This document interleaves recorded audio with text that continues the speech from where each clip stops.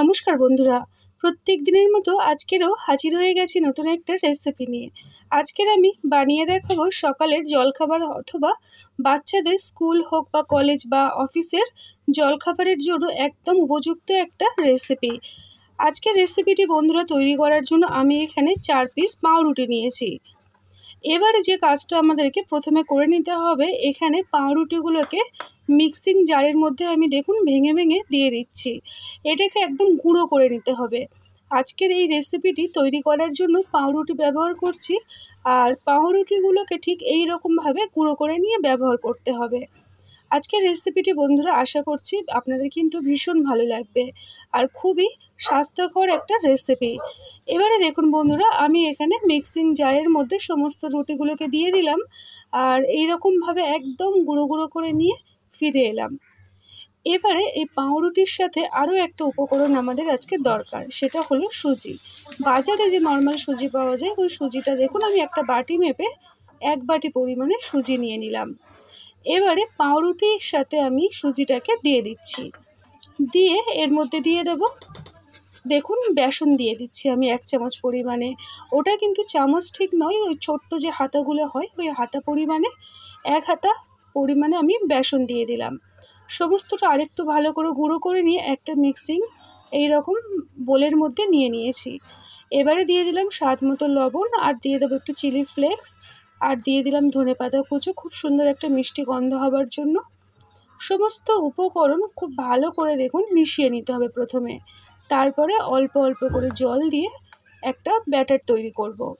আজকের এই রেসিপিটি বন্ধুরা সুজি এবং পাউরুটি দুটো উপকরণ দিয়ে তৈরি করছি, তো সেই কারণে এটাকে কিন্তু এটাকে ফোলার জন্য একটু সময় দিতে হবে। এখানে বন্ধুরা আজকের এই রেসিপিটি তৈরি করার জন্য ব্যাটারটা কিন্তু খুব পাতলা হবে না, আর একদম গাঢ়ও হবে না। তো কিভাবে আমি ব্যাটারটা কেমন থিকনেসটা রেখে আমি তৈরি করছি একটু ভালো করে লক্ষ্য করুন। দেখুন বন্ধুরা, এই রকম একটা গাঢ় ভাব তৈরি করে নিতে হবে, খুব একটা পাতলা নয় আর একদম মোটাও নয়। এবারে এর মধ্যে একটা সুন্দর কালার হওয়ার জন্য একদম সামান্য পরিমাণে গুঁড়ো হলুদ ব্যবহার করলাম। এবারে সমস্ত উপকরণ খুব ভালো করে মিশিয়ে ঢাকনা দিয়ে আমি এটাকে 15 মিনিট রেখে দেব। ঠিক 15টা মিনিট পরে আমি ফিরে আসবো। তার মধ্যে দেখুন বন্ধুরা, কড়াইতে আমি কিছুটা পরিমাণে রিফাইন তেল খুব ভালো করে গরম করে নিচ্ছি। এবারে ওই তেলের মধ্যে প্রথমে দিয়ে দেব খুব সামান্য পরিমাণে কালো সর্ষে, আর দিয়ে দেব দেখুন বন্ধুরা একটু ভালো করে লক্ষ্য করুন, তাহলে রেসিপিটা আপনারা কিন্তু একবার দেখলেই তৈরি করতে পারেন। আর তার মধ্যে দিয়ে দিলাম সাদা জিরে আর অল্প একটু গোটা কারি পাতা। এই কারি পাতাটা দিলে কিন্তু খুব সুন্দর একটা মিষ্টি গন্ধ আসে। আর দিয়ে দিলাম 4 থেকে 5টা রসুন কোয়া থেতো করে নিয়েছি। তার মধ্যে দিয়ে দিচ্ছি একটা মিডিয়াম সাইজের পেঁয়াজ, এইরকম ছোট্ট ছোট্ট করে কুচিয়ে নেওয়া। এবারে সমস্ত উপকরণ খুব ভালো করে তেলের মধ্যে 1 মিনিটের মতো ভেজে নেব, যাতে করে পেঁয়াজটা নরম হয়ে যায় আর রসুনের কাঁচা গন্ধটা কেটে যায়। সমস্ত উপকরণ খুব ভালো করে দেখুন ভেজে নিচ্ছি। 1 মিনিটের মতো নাড়াচাড়া করে পেঁয়াজটাকে একটু নরম করে নিচ্ছি। এবারে আমি যে উপকরণটা অ্যাড করলাম সেটা হলো টমেটো। টমেটোটা পুরোটাই অপশনাল, আপনারা চাইলে নাও দিতে পারেন। আর দিয়ে দিলাম অল্প একটু আদা গ্রেট করা। আদাটা এইভাবে গ্রেট করে দিলে খুব সুন্দর একটা কিন্তু ফ্লেভার আসে, আর খেতে কিন্তু ভীষণ ভালো হয়। এবারে টমেটোটাকে নরম হওয়া পর্যন্ত ভেজে নিলাম। 1 মিনিটের মতো একটু নাড়াচাড়া করলেই টমেটোটা যখন নরম হয়ে যাবে, তারপরে আমি এখানে দিয়ে দিলাম অল্প একটু গুঁড়ো হলুদ, অল্প একটু ঝালের জন্য লাল লঙ্কার গুঁড়ো। তেলের মধ্যে কিছুক্ষণ নাড়িয়ে চাড়িয়ে নেব, যাতে করে মশলার কাঁচা গন্ধটা কেটে যায়। 1 মিনিটের মতো একটু ভাজা ভাজা করে তারপরে আমি এখানে দিয়ে দেব কিছুটা সেদ্ধ করা আলু।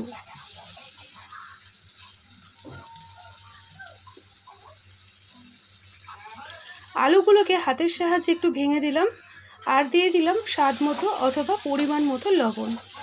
দিয়ে সমস্ত উপকরণের সাথে আলুটাকে খুব ভালো করে নাড়িয়ে চাড়িয়ে নিতে হবে, যাতে করে সমস্ত মশলা আলুর সাথে খুব ভালোভাবে মিশিয়ে যায়।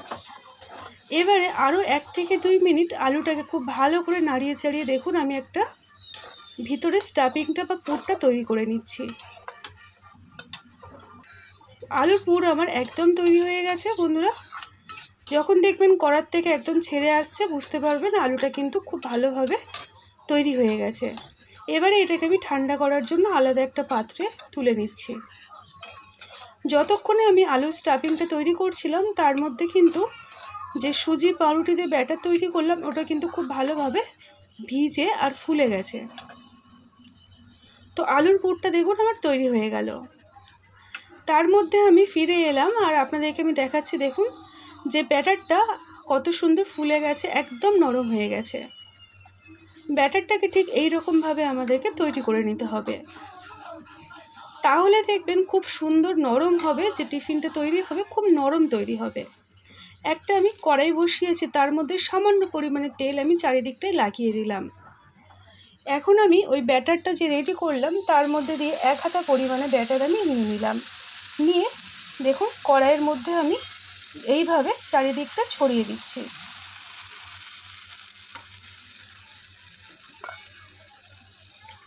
এটাকে ঢাকনা দিয়ে রাখলাম যাতে করে ওপরের অংশটা সিদ্ধ হয়ে যায়। এবারে দেখুন বন্ধুরা, ঢাকনাটা আমি খুলে দেখাচ্ছি। ওপরের অংশটা ভালোভাবে সিদ্ধ হয়ে যাবে যখন, তারপরে আমি এখানে অল্প একটু যে আলুর পুর তৈরি করলাম ওই পুরটা দিয়ে দিলাম, আর দিয়ে দিলাম 1 চামচ পরিমাণে টমেটোর সস। টমেটোর সসটা দিলে কিন্তু খুব একদম টক টক খেতে হয়, ভীষণ ভালো লাগে খেতে। তো চেষ্টা করবেন টমেটোর সসটা ব্যবহার করতে। চারিদিকটাই আমি আলুর যে পুরটাকে তৈরি করেছিলাম আলুটাকে লাগিয়ে দিয়ে এবারে এইরকম রোলভাবে তৈরি করে গুটিয়ে নিতে হবে। গ্যাসের আঁচটাকে কম আঁচে রেখে যে ব্যাটারটা দিয়ে আমি যে পরোটা তৈরি করলাম ওটাকে কিন্তু কম আঁচে রেখে তৈরি করে নিতে হবে, তাহলে দেখবেন খুব সুন্দর মচমচে তৈরি হবে। এবারে আমি একটা টিফিন দেখুন আমার তৈরি হয়ে গেছে। এটাকে আমি তুলে সাইডে রেখে দেবো, দিয়ে আরও একটা আপনাদেরকে বানিয়ে দেখাচ্ছি। তার জন্য দেখুন কড়াইতে একদম অল্প পরিমাণে তেল চারিদিকটা লাগিয়ে দিলাম। এখন আমি এর মধ্যে যে ব্যাটারটা রেডি করলাম ওই ব্যাটার আমি 2 হাতা পরিমাণে দিয়ে দিচ্ছি। ঠিক একই রকমভাবে এটাকে আমি ঢাকনা দিয়ে রাখবো যাতে করে খুব সুন্দরভাবে সুসেদ্ধ হয়ে যায়। ঢাকনা দিয়ে কম আঁচে রেখেছিলাম। এবার ঢাকনাটাকে খুলে যখন দেখলাম যে ওপরেরটা আগের মতোই শক্ত হয়ে গেছে, তারপরে আমি আলুর পুরটা দিলাম আর দিয়ে দিলাম 1 চামচ পরিমাণে টমেটোর সস। দিয়ে খুব ভালো করে সমস্ত কিছু মিক্স করে নিয়ে আলুটাকে চারিদিকটায় একই সমানভাবে লাগিয়ে দিচ্ছি।